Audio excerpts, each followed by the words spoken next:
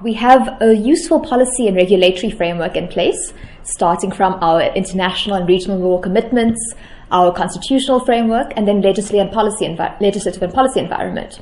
So, for example, in 2013, the Department of Communications published a policy document called SA Connect, which sought to give effect to some of the commitments that had been made in the National Development Plan, looking to achieve universal access to the internet.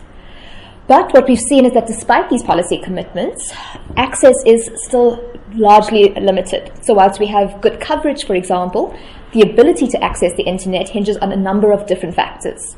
The cost of data being one of them, the availability of devices, and other social factors such as education, literacy, and poverty, for example.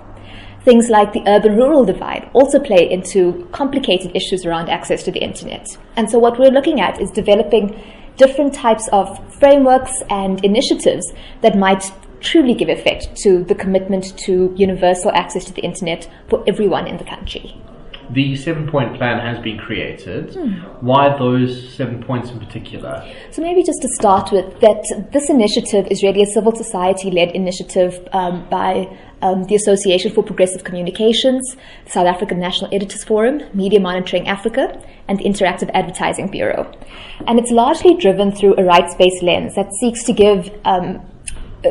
to realize the right of access to information and the right to the free flow of information and ideas.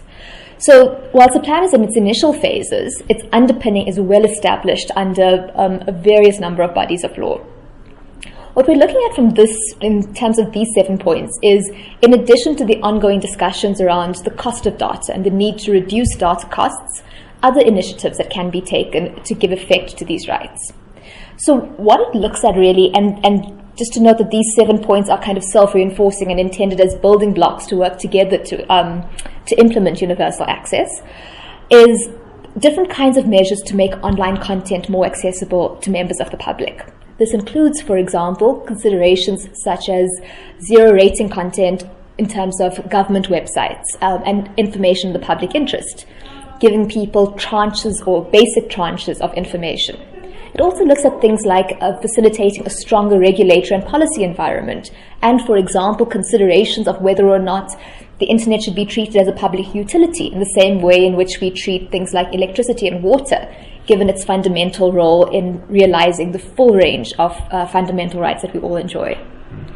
In your opinion, what do you think is hindering the progress of access to the internet in South Africa? So I think there are a number of issues. I think there is a deep concern around a lack of coordination, so different departments doing pieces of work with some private sector actors, but not enough conversations happening amongst them to realize a holistic picture.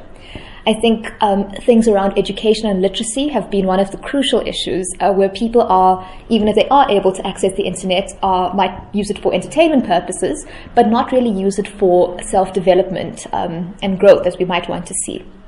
I think the cost is still prohibitive in terms of infrastructure, in terms of data and devices, and that plays into a number of different factors. One, in terms of access, but also speaks to issues around competition and coordination in terms of different service providers being able to leverage off existing infrastructure concerns. Holistically, I think the government is saying the right things. I think the private sector is saying the right things and wanting to increase access, and a recognition that access to the internet is essential to realize the full range of fundamental rights that we all enjoy. But the progress is slow. It's far too slow, and more needs to be done on a more concerted, coordinated basis if we actually want to realize this. And then finally, your comments on the importance of this gathering today. So I think this is an incredibly useful workshop that's taking place. I think both in terms of getting all of the relevant stakeholders in a room, or at least many of the relevant stakeholders in the room across different sectors, is useful both to challenge some of the thinking that's been done and then to further the thinking that's been done around these issues. What we want is a plan that can be implemented, that is useful, and that can realize the vision. And I think with these voices here today and building more garnered support, I think what we're looking for is, and hoping to build, is a national coordinated strategy that can really serve the interests of all persons concerned.